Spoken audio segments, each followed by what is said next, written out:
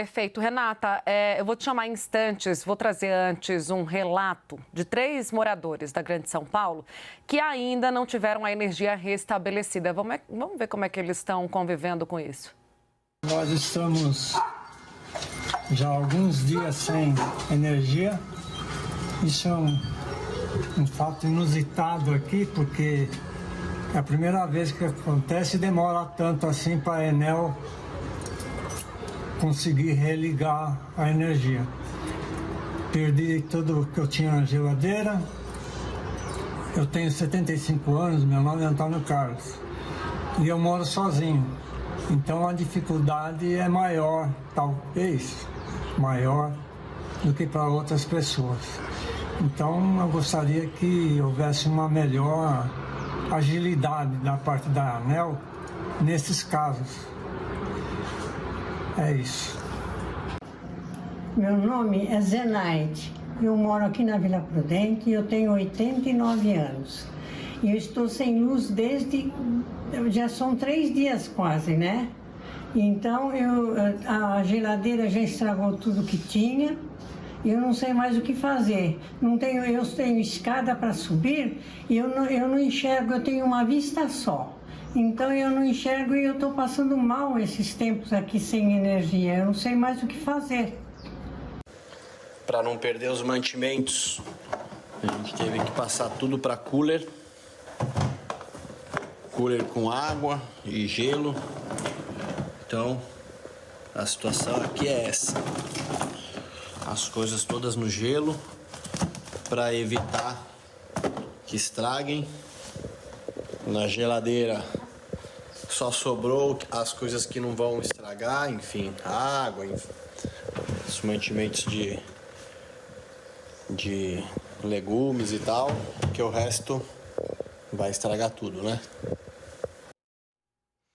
A Renata Agostini volta comigo para a gente olhar também para a situação dessas pessoas, do cidadão comum que precisam enfrentar esse problema, né? Essa adversidade, ideia de cortar o coração, né, Renata? A gente vê ali o senhorzinho dizendo que mora sozinho, a outra idosa também que tem dificuldade de locomoção, imagina...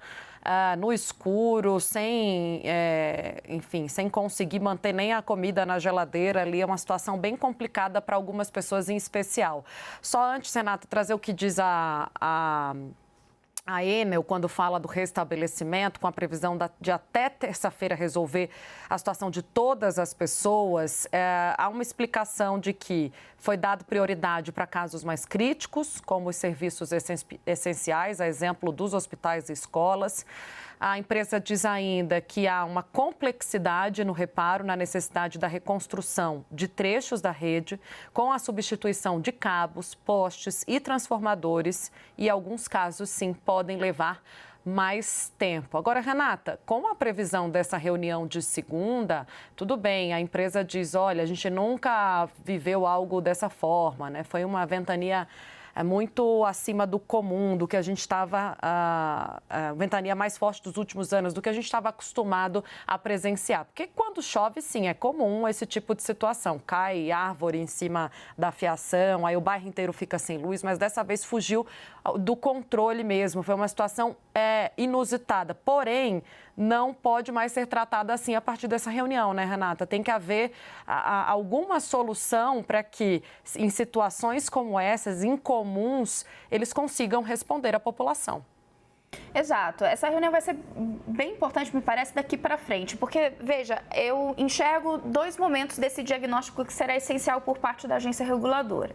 Que é, o que a Enel está colocando procede? Então, ela, de fato, estava seguindo todas as exigências feitas até o momento, ela estava bem preparada para uma tempestade, mas essa tempestade ela foi tão fora do comum que era impossível que ela já tivesse todos os meios para atuar de uma forma célere. Essa é a primeira pergunta que tem que ser respondida, a gente ainda não tem os dados para fazer essa avaliação.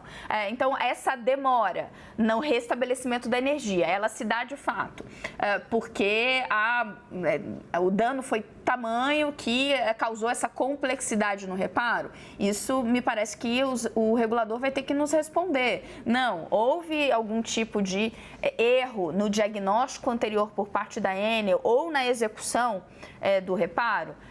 Então, a gente vai precisar que essas respostas sejam dadas pela Agência Nacional de Energia Elétrica. O segundo momento é o que as concessionárias como um todo, a gente tem falado bastante da Enel, mas o que as concessionárias como um todo, as concessionárias de energia, terão de fazer daqui para frente, considerando que eventos climáticos extremos podem acontecer com uma frequência maior daqui para frente. A Agência Nacional de Energia Elétrica, por meio do seu diretor-geral, que deu uma entrevista ao nosso diretor Daniel Hittner, disse que, olha, isso aqui vai ter que entrar na discussão. A gente vai ter que pensar em algumas formas. Redes mais resilientes foi o exemplo que ele deu.